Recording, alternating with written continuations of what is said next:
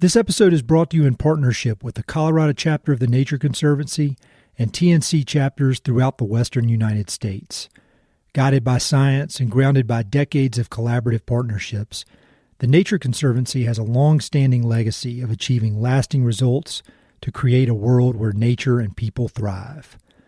During the last week of every month throughout 2025, Mountain Prairie will be delving into conversations with a wide range of the Nature Conservancy's leaders, partners, collaborators, and stakeholders, highlighting the myriad of conservation challenges, opportunities, and solutions here in the American West and beyond. To learn more about the Nature Conservancy's impactful work in the West and around the world, visit www.nature.org.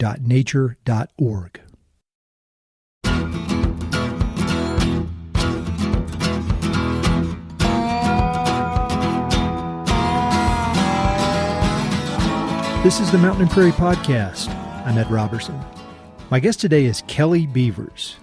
Kelly is the Grazing Lands Partner Strategy Lead with the Nature Conservancy, where she helps guide collaborative efforts to support ranchers, strengthen communities, and conserve some of the most threatened ecosystems in North America. Based in Montana, Kelly has built a career at the intersection of real estate, land stewardship, and community-driven conservation.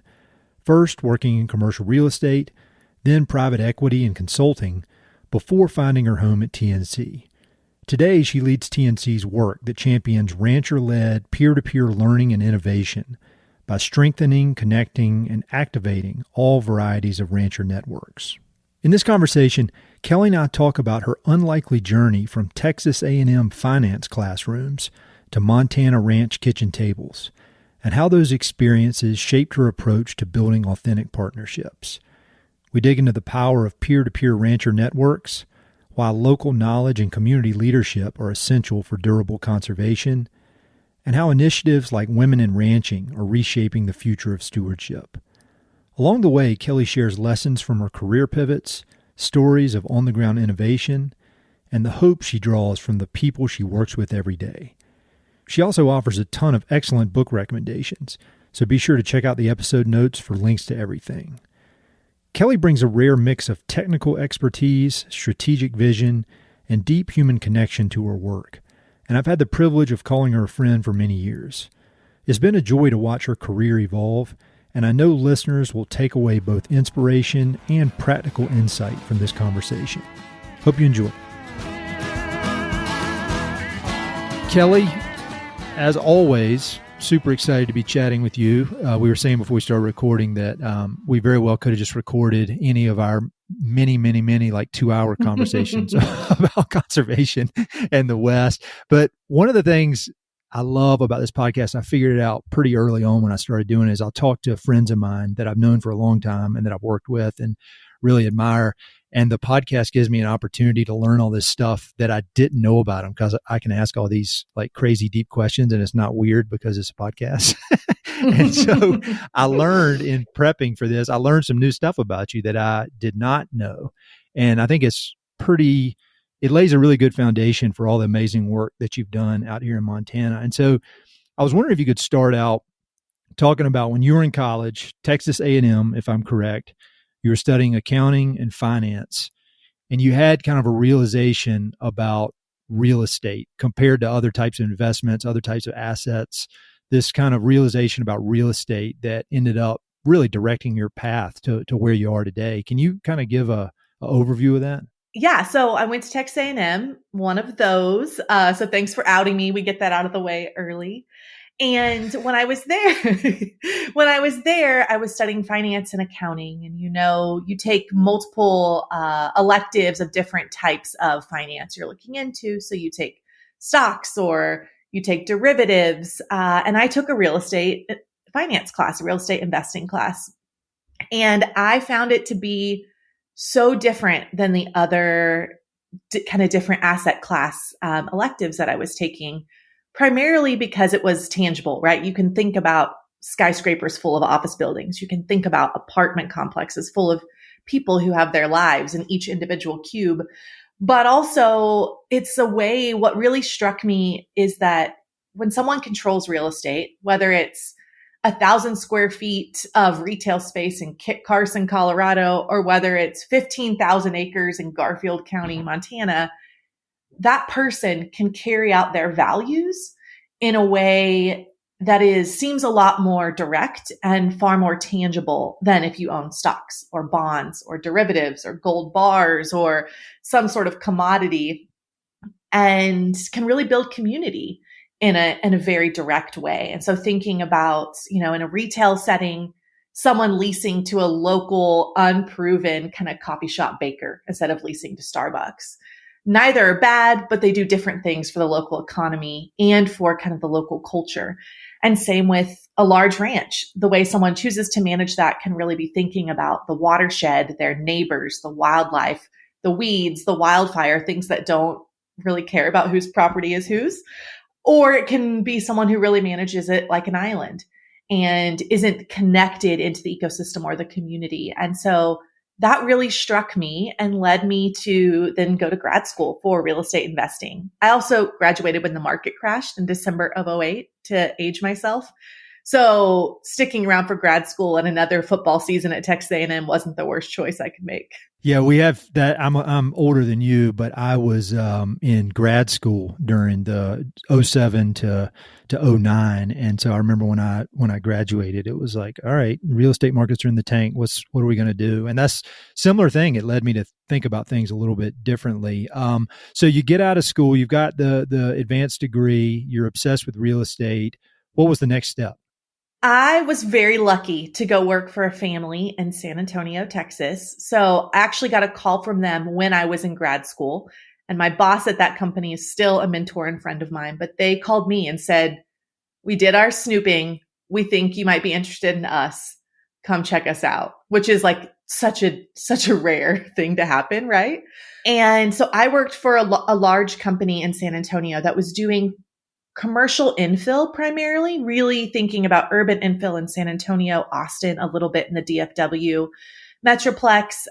But it was a family who was thinking about development from a long-term ownership perspective. They wanted dividends for grandkids and they would sell, but their holding period was somewhere between 15 and 30 years, which, from your commercial real estate kind of background, that is not typical of real estate investing on the commercial side. And so they thought more about the community impact, about the long-term creation of place that they were doing in San Antonio and in Austin.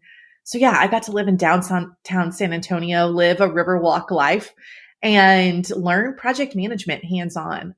For that company, a project under 10 million was small.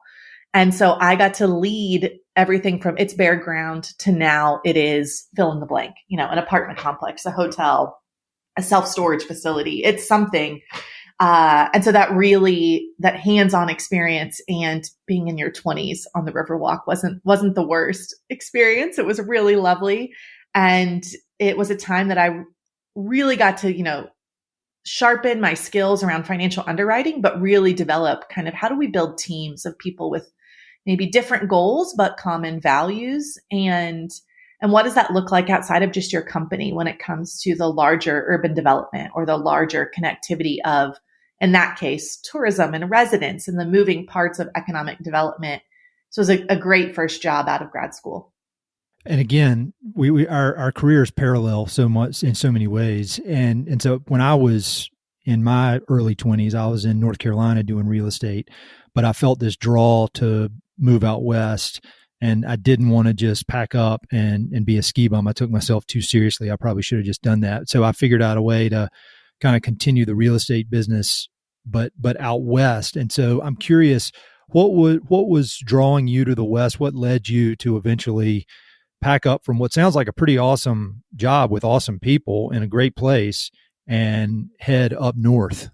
Great question. And I love picturing you as a ski bum. I think you're the ambition that you have.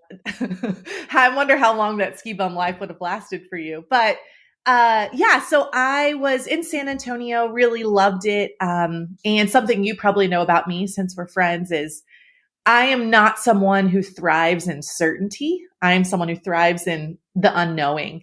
And it was a job, though wonderful, it was a job where it was very clear, like, here's the path for the next 15 years for you to become an executive at this level. And there was only so much wiggle room on what that could express itself as, right?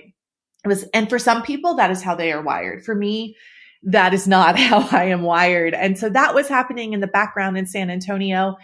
And then my family, I'm one of 5 kids, so big family. And every so many years, we'd try to all get together, and we came up to Gallatin County. So to the Bozeman, Big Sky area, fly fishing and hiking and just spending some time together outside of the Texas heat.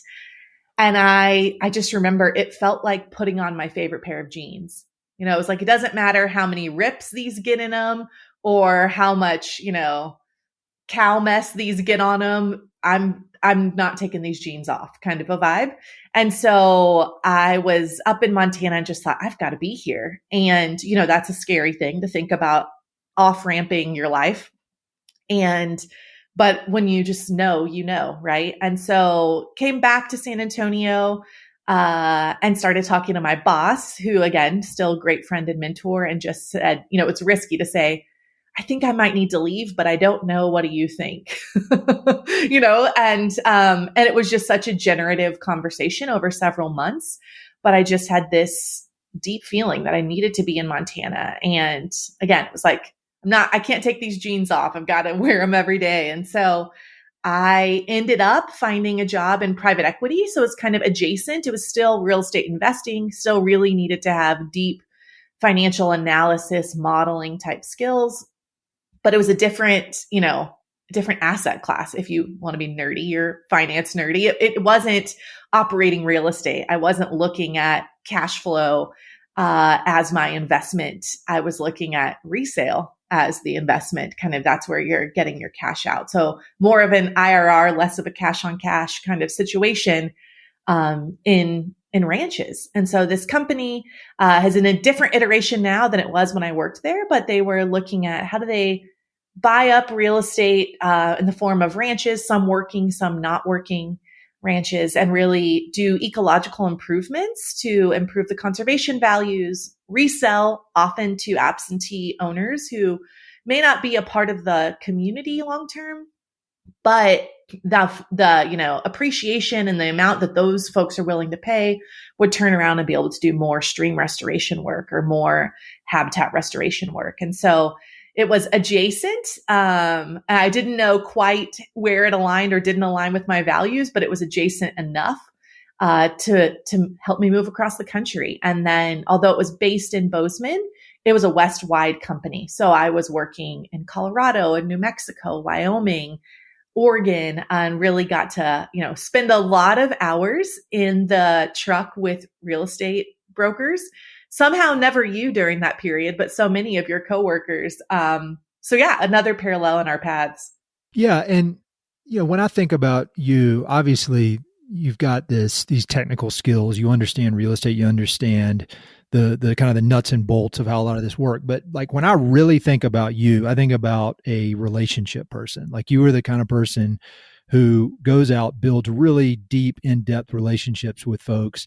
And so can you kind of talk about how your first thoughts or your thoughts the first few years as you showed up from Texas and you're based in Montana, but all over the West, and kind of your thoughts as you started dealing with, multi-generational ranching families or families that are not, they are in the real estate business because that's, how they grow food and fiber, but they're not necessarily concerned with ROI and all that kind of stuff. On a real spreadsheet level, day to day, they're concerned with the health of their land and the sustainability for their family. And I'd love to hear just about that kind of period of getting to know these families, because I feel like that's your specialty is listening, bringing in partners, figuring out how to help people, which in some ways is a lot different than the spreadsheet side of things. Yes. Thank you. I feel so seen. So I was in private equity and everything was everyone's story was put into a box, right? It was almost commodifying, something that is so much more three-dimensional, as you're alluding to. And so I didn't last in that private equity company very long because my heart space was overriding my head space. Because I would spend hours at kitchen tables with people, riding around. I remember I was with a real estate broker once, and he shall not be named. But I jumped out of the truck, and those gates that are, for anyone listening, some ranch gates are easier than others. And you've got the ones that have the lever and the pull over, and you're pulling as tight, and you think, I need to work out more to open this gate. And I went out and I was able to open it, and I got back in the car, and the real estate agent said, well, you're more than just a blonde bimbo from Texas. You know some things. And I thought, this is not for me. But, there were those conversations were so different. The real estate broker in the car, the being in the office and putting everything into a spreadsheet, than sitting at the kitchen table. And in those conversations, it became so clear to me a few things. One is the different ways of knowing. In my background, knowing was all financial. Everything can fit into a cell on an spreadsheet. Everything has a monetized component. And now, fast forward, there's some steps in between, but now being with the Nature Conservancy, so much of our background as a company, we're science-based organization. So the way of knowing is really Western science.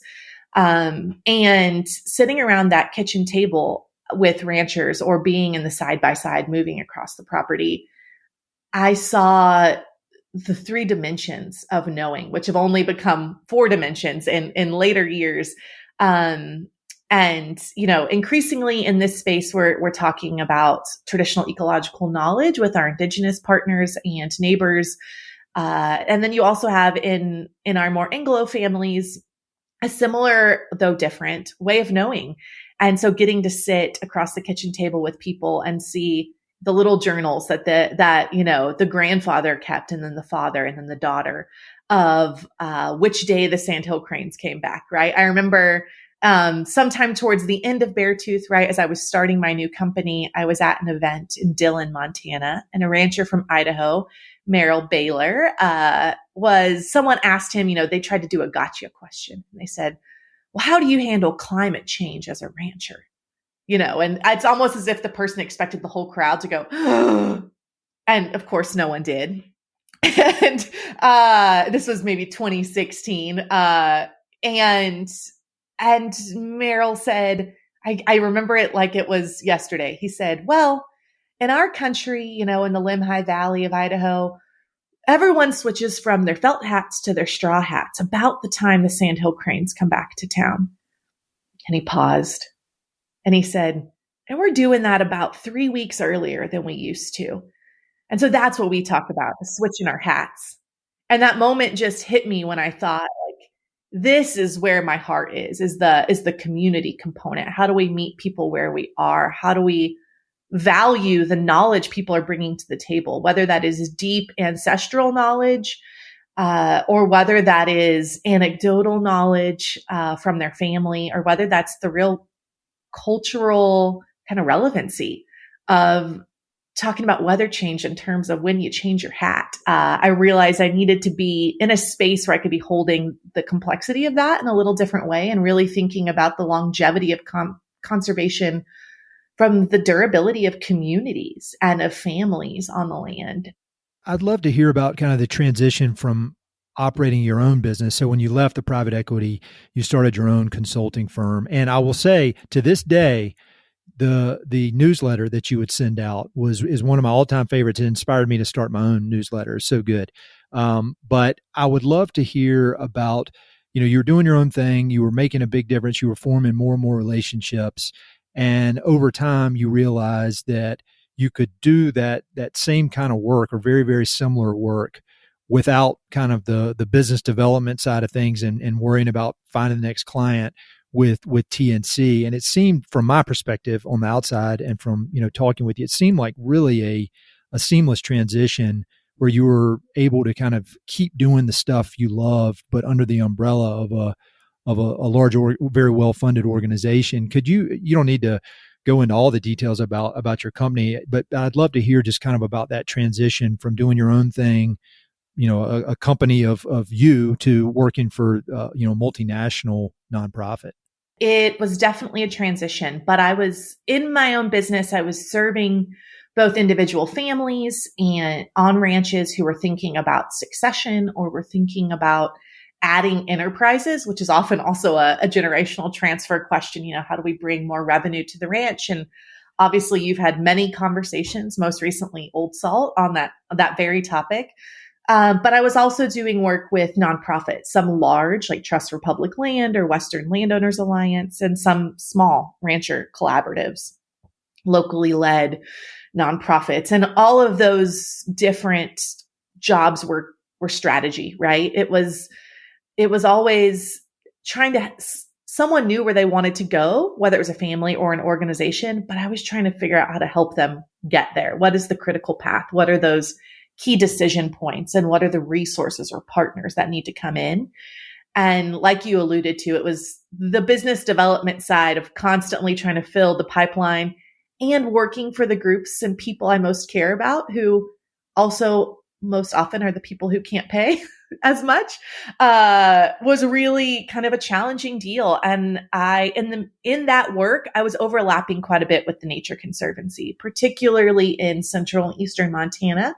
Was doing consulting work for Rancher Stewardship Alliance, which you had on the podcast, talking about the grass bank that they're doing with TNC, and with Winnett Aces, which is a similar group south of the river. And the Nature Conservancy was a regular partner that these ranchers were inviting to the table. And so I had known the Nature Conservancy a little bit from my time in private equity. But that was, as a big, green investing, all the buzzwords, org trying to position itself with the biggest green org.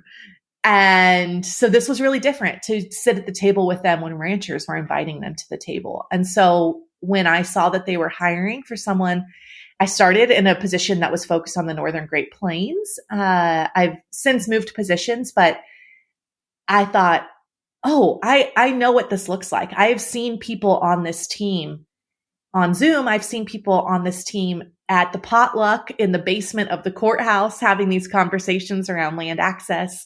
And so it did feel seamless to move across and to bring that same strategic mindset and kind of collaborative approach, but in a place where I had surrounding me so many excellent people who were experts in their own right, whether that was on the legal side, whether that was on the ecology side. Being in business for yourself can be lonely. And so looking at the seamless transition and the wealth of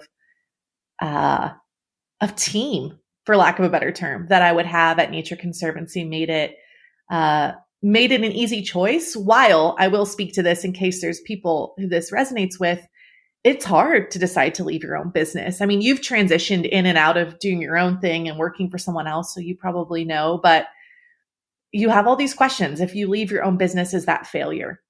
Is ending something always bad, right? But ultimately, I ask myself, can I treat people in a way that aligns with my values if I work at the Nature Conservancy?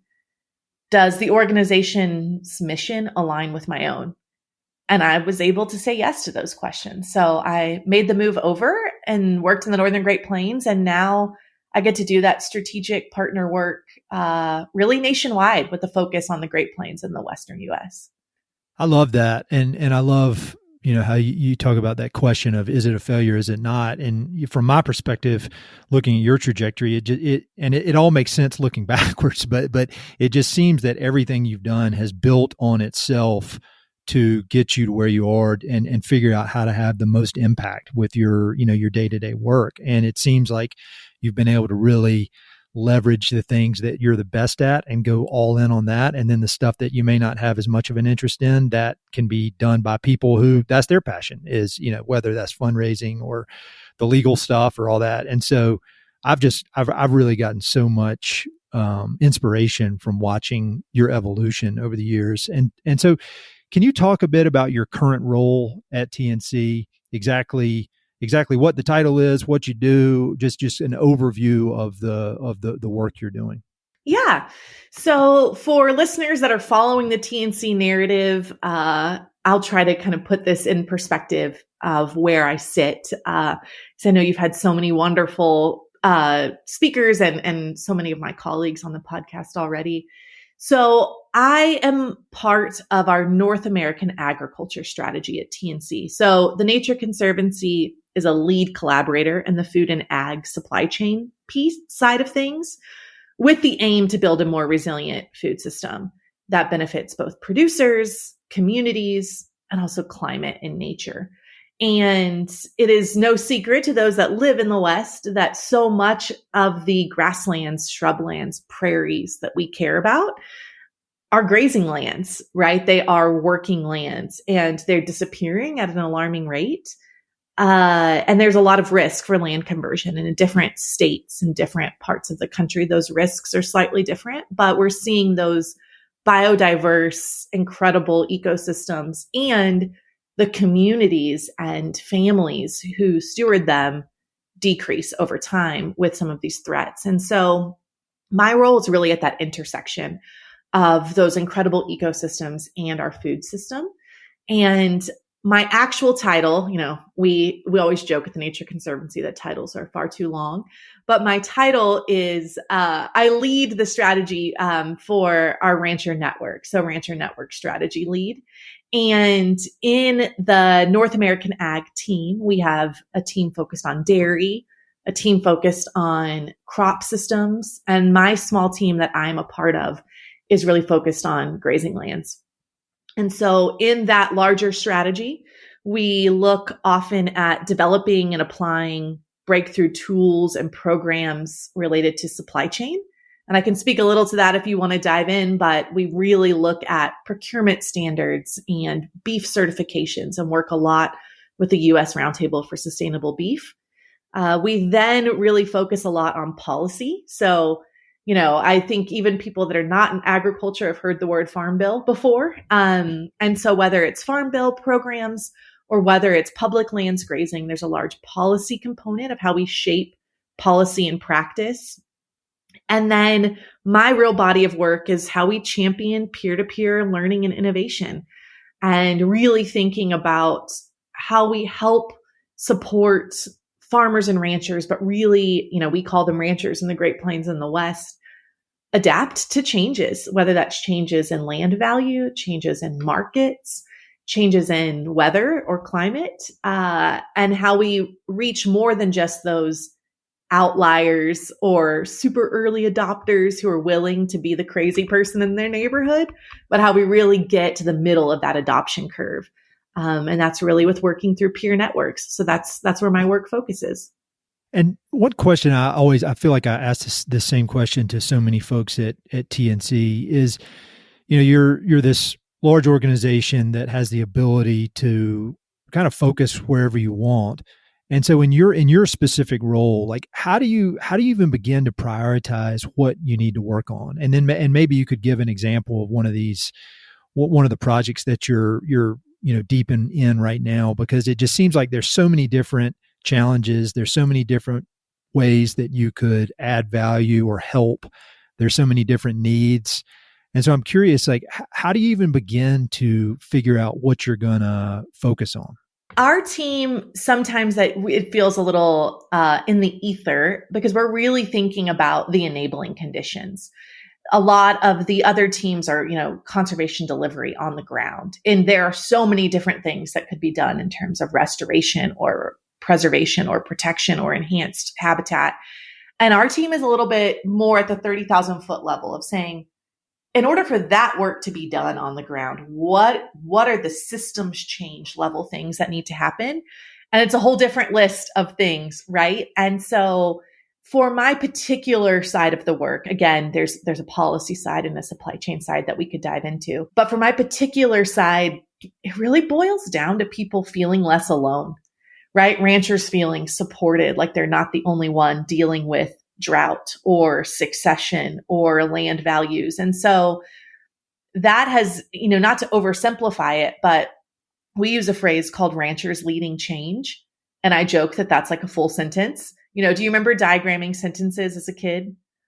Like ranchers leading change. That is what it is. And so it allows me to focus on then how I prioritize is where's their movement amongst the ranchers who are leading? What are the things that they are wanting to work on together? And that then informs how I prioritize the work. Where is that cultural will? Where is that momentum? And then being able to bring the expertise that TNC has, whether that's on the science side, whether that's on the policy side. But I, in my body of work, really prioritize on what are the things that ranchers are curious about? Where are they asking questions? And when I say ranchers, it's often groups of ranchers. So I work with over 40, some very direct, some in a more indirect way, but over 40 what we call rancher-led collaboratives. So it's groups like the Rancher Stewardship Alliance that you had on, or Sandhills Task Force, or Blackfoot Challenge, or, there's a long, long list of those groups. Some I work with on a weekly basis, some I touch base with quarterly. But often my prioritizations are based on where those groups, those voluntary, ranchers being willing to think beyond their fence lines and to, quite frankly, be in meetings like once or twice or 3 times a month. That's momentum in and of itself. And so one of the biggest things that I've been doing, it's a small thing, but it has big impacts, is connecting those groups across the geography. So many of those groups, many that you've had here on the podcast, are place-based, right? And even if it's the Texas Grazing Lands Coalition, they still have regional groups, the group in the high plains of the Panhandle. And that's the strength, is that ranchers and their community trust them, because it's not someone like me coming from an office saying, here's how you should graze. It's someone who lives in the same rain shadow that they do, who has the same pests on the landscape, who had the same grasshoppers decimate their fields in Phillips County, Montana, kind of a thing. And yet so few of the challenges those groups face are place specific. And so what I've been doing in my role at the Nature Conservancy is really bringing those groups together, letting them determine what the topics are and facilitating across. And so one of the cool things that's come out of that, I work a lot with other groups like World Wildlife Fund or National Grazing Lands Coalition in this work. We got everyone together in Spearfish a little over a year ago. I guess almost, about a year ago. We got everyone together in Spearfish, South Dakota. And there was like 20 different groups. Some were indigenous-led organizations like Pecani Lodge Health Institute or the Indigenous Grazing Lands Coalition. Some were statewide groups like Wyoming Grazing Land Coalition, and some were super place-based like Sandhills Task Force out of Nebraska. And they were sharing about how they have overcome the chasm of the same kind of 25 ranchers that always participate, right? How they have shown up and better heard the needs of ranchers beyond just the ones who are always showing up. And they did something kind of simple. They called it Ranchers Night Out, a social, free food, sitting on tailgates, hanging out. And it was low stakes. I almost liken it to like the back row of church. Like it wasn't quite the back row because you did have to physically show up, but it gave people a way to come and say, I'm really struggling with this on my ranch, or I'm really curious about that. And at the same time, there was a new group getting started, had only been around a few years, doing kind of one event a year out of Sheridan County, Wyoming. And they had named themselves the Working Lands Collaborative. And they were kind of just having the same 20 ranchers show up, right? The same 30 families come to things. And so they sat in the room and they, asked questions of Sandhills Task Force. How did you structure it? What cost did you cover? How often did you do it? All these logistics questions. And then they replicated it. They took that formula and they tweaked it a little bit to a Wyoming setting, and they started doing Ranchers Night Out. And now they're reaching 2 or 3 times the amount of producers. They're getting that feedback of what do ranchers want to learn? What are the resources that they need from a much larger group? And all it took was me getting everyone in the room and sort of facilitating and calling out, hey, you in Nebraska are really good at this. Would you share? And so that's a lot of my work, is that organizational side of things.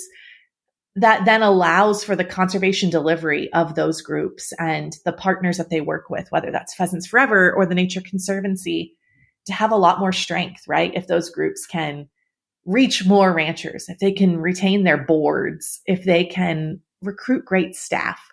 So that's kind of the side that I end up on.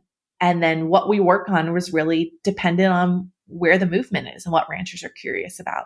One thing you just said just now, you said all it took was me, was these folks showing up. But I think at its core, that is a huge accomplishment, is getting people not just to show up, but to also share, very probably personal details about their families and their operations and what their challenges are. I think for any human, it can be hard to let down your guard enough to kind of share, well, I'm struggling with this or I'm struggling with that. And so do you have any examples of how of on the ground conservation work or initiatives or projects that came as a direct result of these conversations? Because I would think in some ways, once people were able to let down their guards, there's a, that's kind of a fun stage of getting together, having community, talking about shared challenges, but then taking all of that info, and I imagine it's a wide spectrum of information, and then figuring out, all right, now how do we take action with this information we have? Can you just speak to that a little bit, kind of that transition from community, from talking, from getting all the information out into on the ground work? Yeah, absolutely. I will preface this by saying my role is not the on the ground work. I often, yes. So I will speak to it, but I often explain to people who are nerdy and in this conservation space that my role is sort of being the mycelium network. I am underground and I am connecting and exchanging resources between the root system of all of these different plants, the plants being these actual conservation projects, these actual ranchers or organizations. Every once in a while, you'll see a little, mushroom pop up above ground. I'm trialing something, but otherwise, the effectiveness of my work is that those plants are stronger. Those projects are more durable and more comprehensive. And so I will speak to this, but I by no means want to take credit for the work that's happening. But I do think a lot of this is kind of the way that this work is then transitioning from conversations to work on the ground really is through this conduit of rancher-led collaboratives. So I have, two kind of quick versions of that, but one is a little bit kind of earlier in the process, but I remember I was in North Dakota with the local Grazing Land Coalition, and a lot of the conservation delivery partners like the Nature Conservancy were there, also Ducks Unlimited, Pheasants Forever, all the big NGOs. And we will often talk about different practices or principles with grazing that help make the land more ecologically resilient, help people really be able to respond to drought better, and also improve the economics, which then keeps, the grass green side up. And so one of the ranchers there in far western South Dakota were talking about some of their practices. And honestly, had it been me or someone from my organization or someone from one of our peer organizations speaking, we probably would have talked about, here's all of the improved, soil carbon storage, and here's what it does for the percentage of forbs. And we would have gotten all into the science about it. And those are true and great things. But I remember clear as day, this rancher said, he was talking about bale grazing, and, we won't get into whether or not that's a great practice. It's very contextual, but he was talking about bale grazing, which is where you keep your hay in one kind of centralized place when you put it out instead of rolling it out, and you really then concentrate that hoof action and that manure in one spot for the period of time at which the cows are eating that bale. And he said, when I switched to this practice, yes, the protein level in my grasses have gone up the next year. And yes, there's less bare ground. Those are all the kind of things that we would be measuring. But he said the biggest impact is that last year I missed every one of my daughter's away basketball tournaments and games because I'd have to feed every day. I'd have to roll out hay, start the tractor on when it was -20, all of this. But this year, I didn't miss one because I changed this practice and I didn't have to be. And that was a moment for me where, and it's kind of a, indirect, I'll get back to your question, where I realized the ability for these things to go from sharing information to actually be helping ranchers then change their practices, change the way their mindset about how they're approaching their ranch and their operations, has to be something that's more holistic. Because when he started at the beginning talking about bare ground and protein, people were sort of glazed over. I'd say about 20% of the 100 ranchers in this pasture were listening, truly listening. When he mentioned how much it hurts him that he used to miss his daughter's basketball tournaments, and as tears started rolling down into his mustache when he talked about how just elated he was that he didn't miss one this year, the body language of the room changed, right? The body language of the pasture changed. People were leaning in. And so I think it's those rancher-led networks that allow for that relatability, that relevance of the conversation. And that's, and then you're seeing more and more producers in that region of North Dakota. They're not all doing bale grazing, but they're all feeling less alone in taking the risk of changing their practices to feel what contextually works for them, to be able to better manage their grass and be able to show up for their families. Right. And so that's a big one that I think in that kind of transition across. And then the other one I'll say is that in Nebraska, the Grazing Land Coalition does workshops around succession planning and generational transfer. And you've had so many people on the podcast talk about this challenge. And of course, the statistics are there, and really seeing it go from a conversation to action on the ground is, again, it's that paradigm shift of, I know this doesn't fit the normal conservation conversation, but it's people feeling less alone. The more they are showing up a community, having people say, I have a hard time talking to my dad about stuff, or me and my sister don't get along. The more other people don't feel shame around that. And then they're backstopping that with being able to provide technical assistance to help families get moderators, to help families work through their challenges, to then get in front of a lawyer or an accountant to actually get the ranch transition plan going.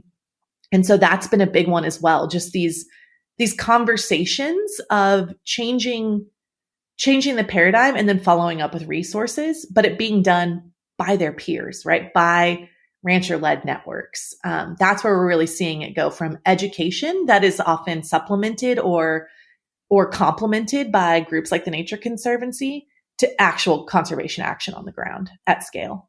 I love that. And it speaks to something that comes up on this podcast time and time again, whether I'm talking to, a New York Times best-selling historian or ranchers or conservation, it's that human element, being able to communicate the human element and not just facts and figures or dates or whatever. It's just being able to connect as humans, whether that's through writing or through in-person gatherings like you facilitate so many of. And as the internet becomes more and more a part of everything and everybody gets starts losing the human kind of connection, I think that is more and more evident how effective it is.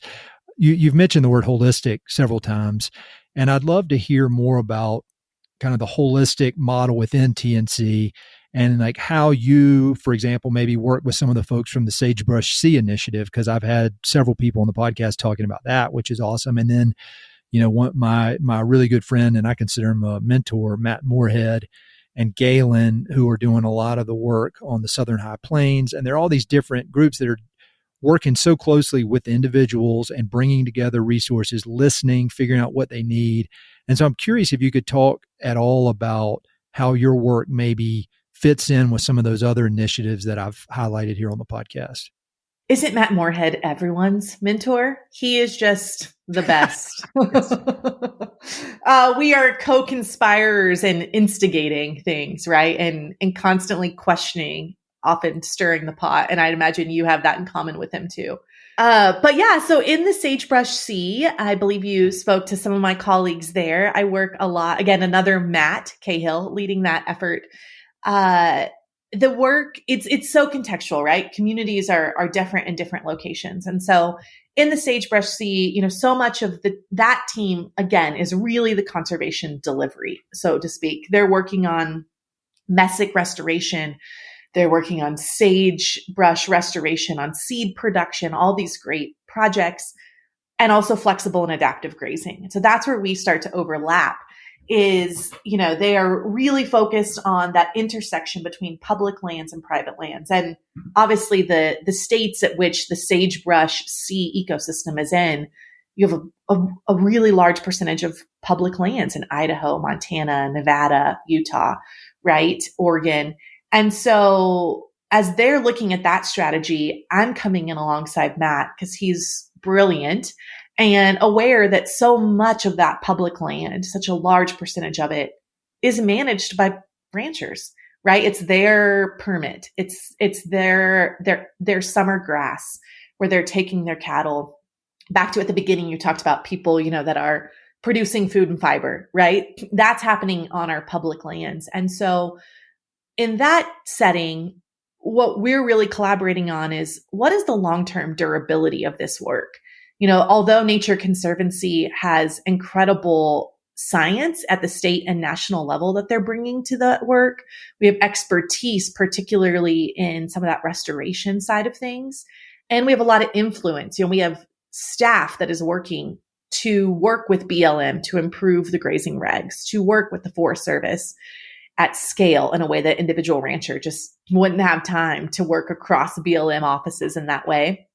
We also, our livelihoods don't depend on it in terms of our families aren't on that piece of land. We are not horseback taking our cattle out to that permit every year, right?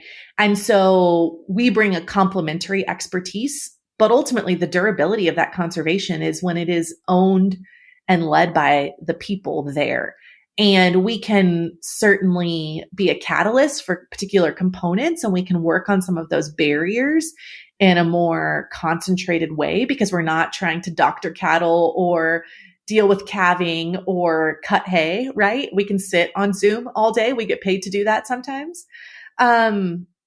It's ultimately, those families and their ownership of it. And they're the ones that are going to be flexibly and adaptively grazing and being held accountable, not us. And so a lot of what I'm doing there is looking at, the individual projects, whether it's Southwest Montana or Western Wyoming. We have staff that's really thinking about the ecological monitoring and the planning on our properties or with our neighbors and with their allotments and permits on BLM and Forest Service. And then I'm bringing in this component of, okay, what is then that shift to get beyond those few outlier ranchers to the larger community and have them inform what we are saying back to the BLM, not just our science, but the people whose livelihoods depend on it in addition to our science. And also help, it gets back to your initial question of how I prioritize, right?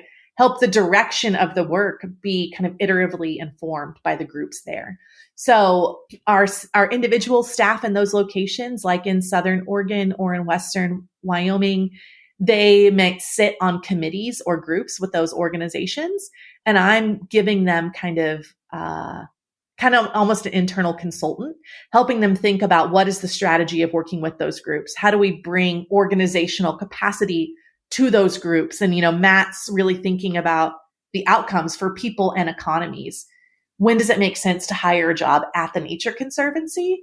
And when does it make sense to hire a job at a local organization, right? To be working within, say, Roger in Nevada, or to be working within the Southwest Montana Partnership or Centennial Valley Association instead of the Nature Conservancy. And what does that piece look like?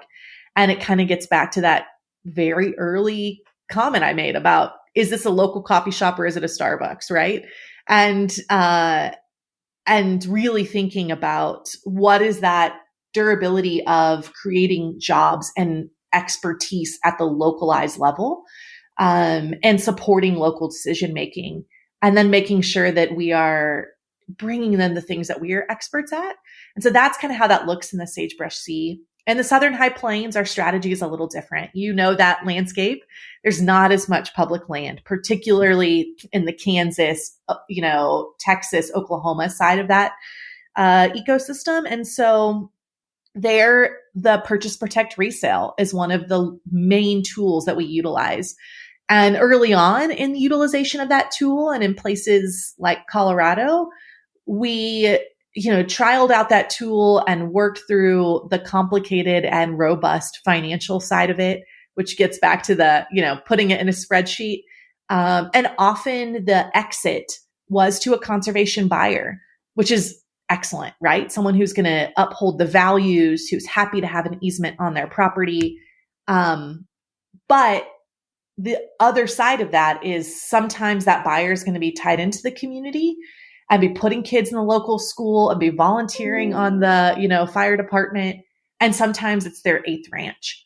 And so being able to hold that complexity of how do we think through the assurance of the conservation benefit while also thinking through community needs is a really robust conversation that Matt has brought me in on and Matt is holding. And how do we really grow that purchase, protect, resale tool to think about community ownership as the exit potentially, or to think about what role that property might have on providing land access for the next generation who is trying to be in agriculture, right?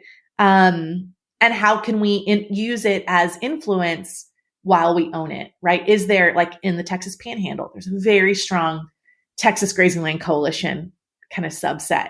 How can we utilize our ranch in Texas to provide them access for their education and learning?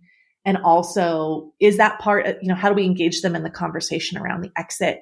How do we engage the local ranching community? And so that's kind of where my expertise or my side of the work is fitting in. Certainly the teams you spoke to are the experts on conservation delivery, but they're both continuing to say the durability of this work over time and the scalability of it. I hate to use corporate words, but we are a huge corporation. Is it being led by the local community? And so what does that look like? Because there's a lot that TNC brings to the table, and yet we don't bring 100% to the table. There's a lot of expertise that is in the people who have been on that land a long time. So yeah, and sometimes that is thinking about community ownership. Sometimes that is really thinking about rematriation and what that looks like. And again, making sure that we aren't just doing things because we feel good about it, but we're responding to the needs and the momentum of those local communities. And they're going to be keeping, the stewardship of that land far beyond whatever TNC program is there. We've been around a long time, right? 40 or 50, 60 years in some places, but that's nothing compared to the third generation of a family or, the folks you talk to the Blackfeet Nation. I work a lot with Pecani Lodge that, our 50 years in a landscape is laughable compared to their time on that land and their expertise. And so that element of the longevity of conservation is really where the kind of this intersection happens in places like the Sagebrush Sea and the Southern High Plains. I love that. I love the content. Like I love the actual, the details of what you're doing, but even more, I just love the spirit behind it because it's got you and all your colleagues. They just come to all this work with this, at least from my perspective, looking from the outside in, just a sense of humility, generosity, curiosity, and real, active listening, trying to understand these issues from a lot of people who've been doing it for a lot longer than y'all have. And I think that's a really, unfortunately, I think it's rare. And so I just love hearing that. One more organization that I'd love to hit on, and it's tangentially, if not directly, you can tell me, related to TNC, but it's a organization that's near and dear to your heart, Women in Ranching. And I've had Amber Smith on the podcast, who I met her years and years and years ago. That was one of my favorite podcast episodes ever. She's just such a powerhouse. And I feel like y'all are definitely cut from the same cloth. Could you just, for people who maybe haven't been listening that long and haven't heard that episode, could you talk a bit about Women in Ranching, just how that, what the organization is, how it came to be? We could do a whole podcast about that, and then just how that fits in with what you're doing now. My heart space is really, Women in Ranching is so close to my heart. So I have had the opportunity to be a founding board member of Women in Ranching. So it is tangential to my work at Nature Conservancy in that it is a social network, right? It is ranchers, back to ranchers leading change, right? Whether or not people like it, Women in Ranching is a bunch of ranchers that are calling you out and leading that change, right? And Women in Ranching is a group that cultivates community. It builds a network of women and it shapes the future. There's so much boldness in that group because they're calling women who care for the land, whether you are a farmer or rancher directly, whether you are a butcher, whether you work in an NGO or an agency, or whether you just love eating and you love wildlife and therefore you care about the women who are on the land, right?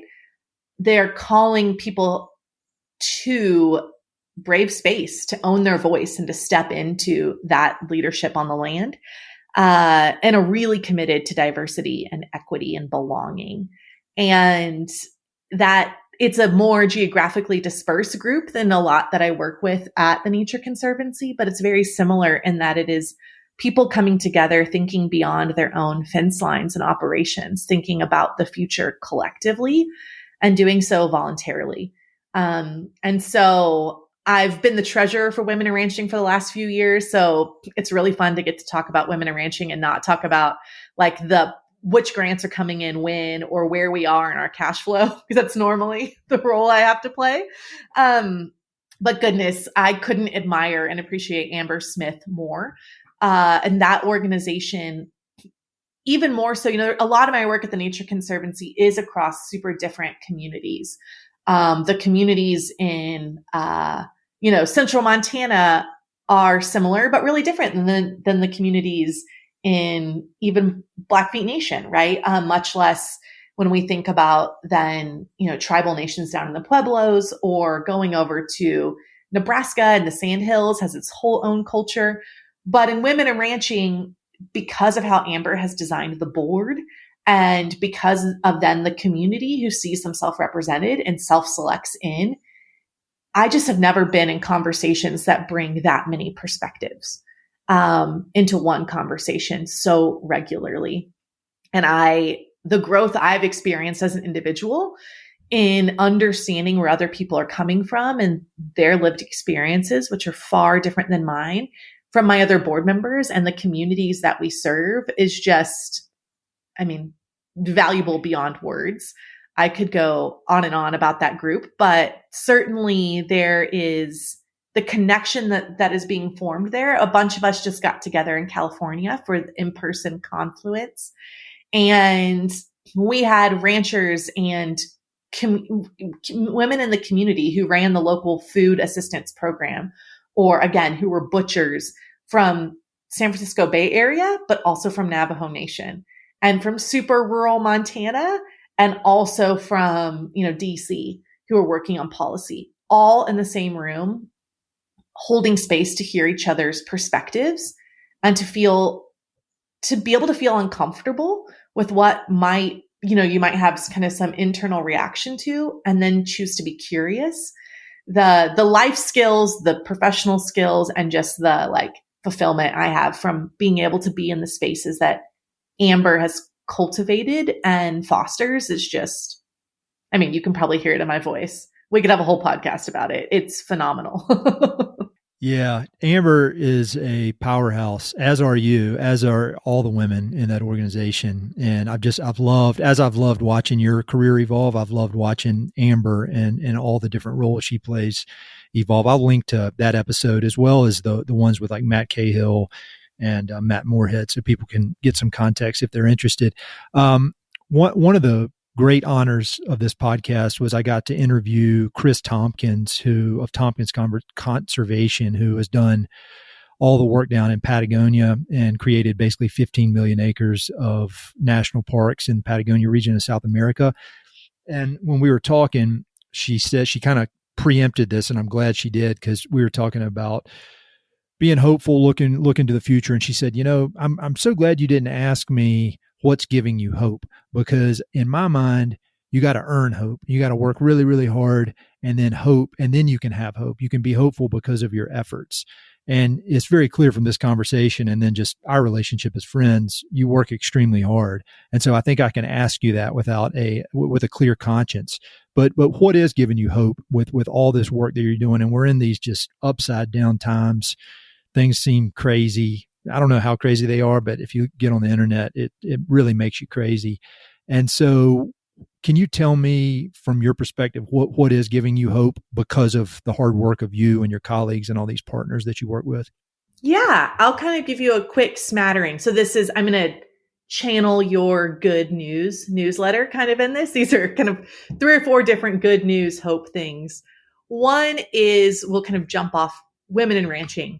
Honestly, whether it's they just did a skill building workshop that was all about chainsaw skills, right? Which was an idea of a woman in the community that Women in Ranching then sub-awarded some grant funding to her. But there is a generative environment there that is holding complexity. And like you said, if you get on the internet right now, holding complexity is not what we are doing well as a nation, I don't think.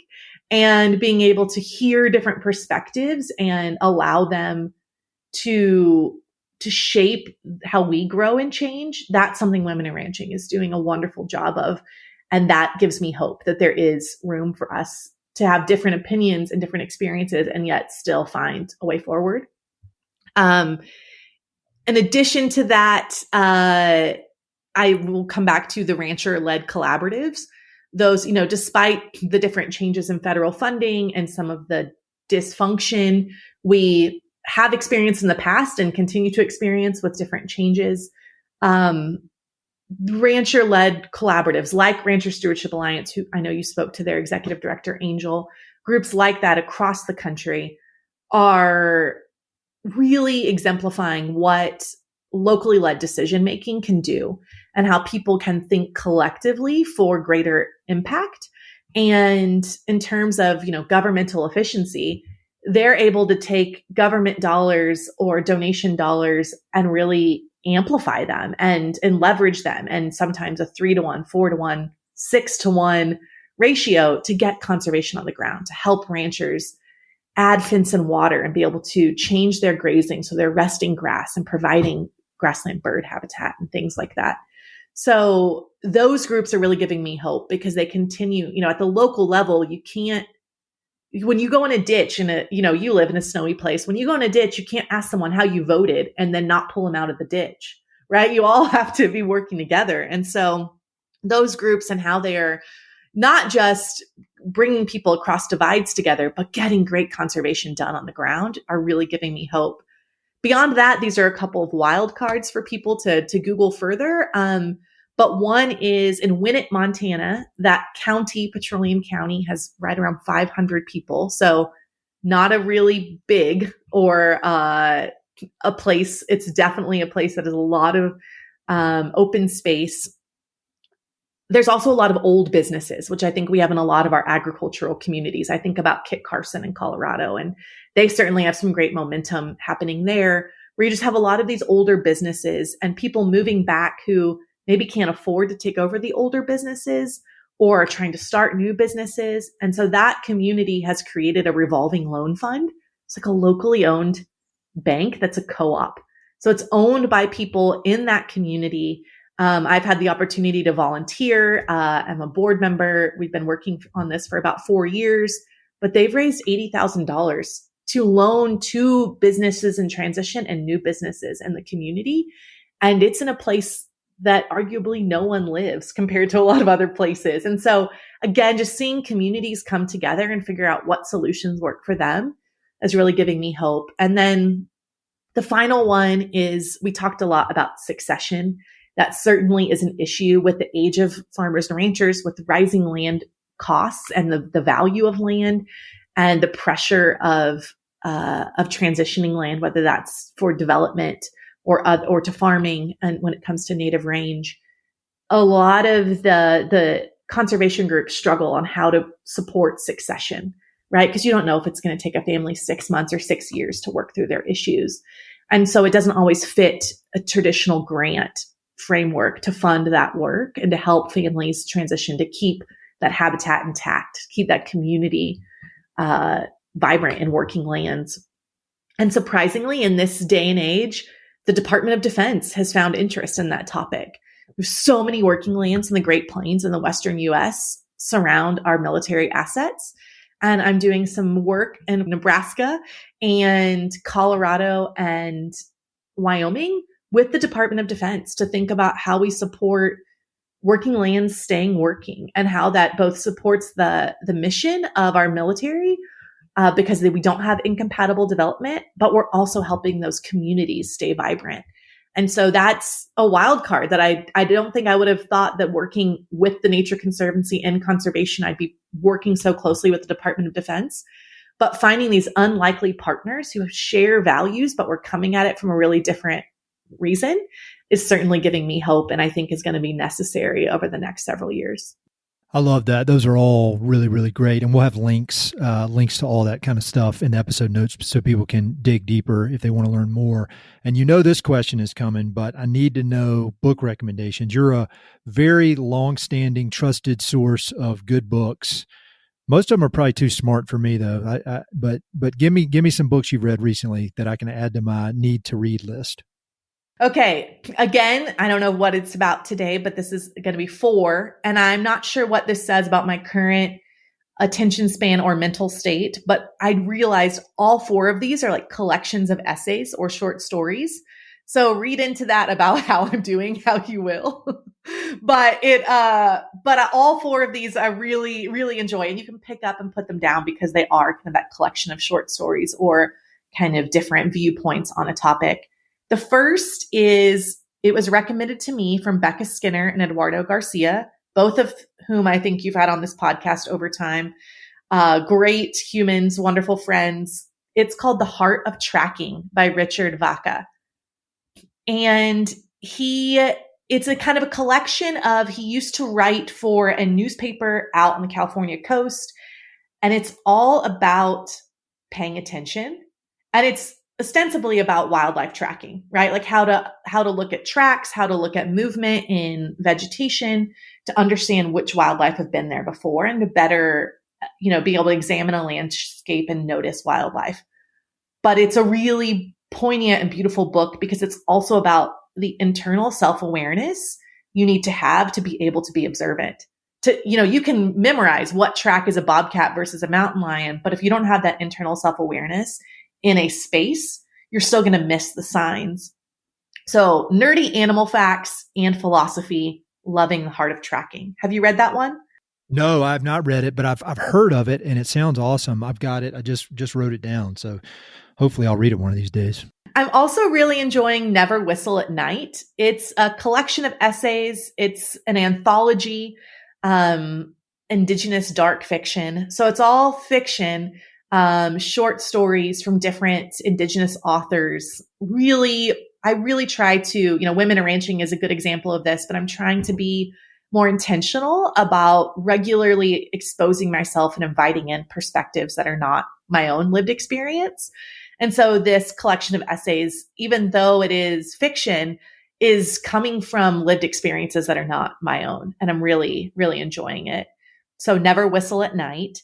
And then beyond that, to keep into perspectives that are not my own, everyone on here is always talking about Robin Wall Kimmerer. I too am a big fan. Her newer book, The Serviceberry, gets back to our finance kind of mindset. It's all about imagining a different economy and evaluating places in our regular everyday lives where we have different economies. So do we have economies that are more reciprocity, that are more generative rather than extractive? And so for those that think about economics or think about, some of the things that feel overwhelming in this world, how to find small ways to be a change agent against some of those larger forces that we feel like we can't change. The Serviceberry is a really good one. Okay. The last one is Becoming Animal by David Abram. It again, kind of short quips. It is nonfiction, which I know is more of your style. And it is just spectacular. I feel like if I were to explain it, I'd be giving it away. But it's really about our animal nature as humans and how out of touch with that we have become. But the different chapters are about things like shadow and depth. And it's just completely changed the world, the way I see the world. So Becoming Animal by David Abram. Awesome. Those are all, I have not read a single one of those, which is rare. Normally I've at least read at least one of the few, but those are awesome. And I'm with you on trying to, expose myself to ideas and experiences that are far outside of mine. I feel like that's kind of the point of reading, although surprisingly it's hard for me to do that sometimes. So those will go high on the list. Thank you so much. Last thing is, how would you like to wrap this up? I feel like every single time we talk, I love it. It's cool that now other people get to listen, because this isn't that far off from the kind of conversations we normally have. And I just really admire everything you've done and continue to do. And in a lot of ways, you're just getting started. I can't wait to see where it all goes. But any kind of parting words for the listeners or for me? Yeah, I would say, well, first of all, having great friends who you can just visit with. I'm just so grateful for our friendship, and it's been fun to visit in a more professional setting. But in the years I've known you, you've always provided that sounding board. And with that, I think you've done something for me that I'd like to encourage other people to do. And I just, the older I get, the more I am realizing that when we do something just unabashedly and communicate around it, when we give ourselves permission in a way that's just without shame and we communicate around it, we give other people permission. So my very specific example is when you decided to walk away from what on paper was, the dream job, right? The lucrative, being a real estate broker, we could go on and on about that culture. That's a different podcast and maybe more of a fireside with a beer conversation.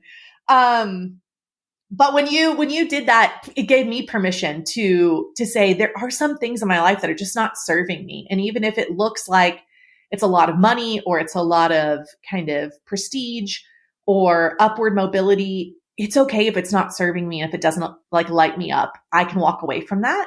You doing that and communicating around it gave me permission to do so. And in this, we started off before we started recording, we talked about how upside down times feel right now. And maybe that's just the state we're in. But I'm finding when people, whether it's my colleagues at Nature Conservancy or my friends, when they give themselves permission to take a break and to rest, or to change their mind about something, or to deeply care about something, that gives me permission to do all those things as well.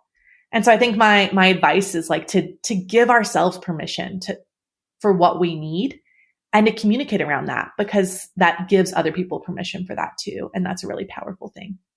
Well, Kelly, as always, super, super, super fun to catch up. I sound like an old man saying this, but I mean it in the best possible way. I'm so proud of you and everything you've done. It's not like I'm that far ahead of you, but it's right back at you of the inspiration that I've gotten from you and watching your course, and just the passion and the hard work and the kind of the humanity and the kindness that you bring to everything you do. It's really just, I'm just so glad that our paths crossed and that we've been able to be friends, and I just really appreciate it. And I'll look forward to doing another one of these in a few years to see where you are at that point, because I know it's going to continue to be awesome. But thank you so much. Thank you, Ed. I really enjoyed this time, and I just appreciate all that you do to bring conversations to the surface, both the work we're doing at Nature Conservancy and all of the other wonderful people and creators and community weavers. Just thank you for creating some space and putting light on these wonderful conversations.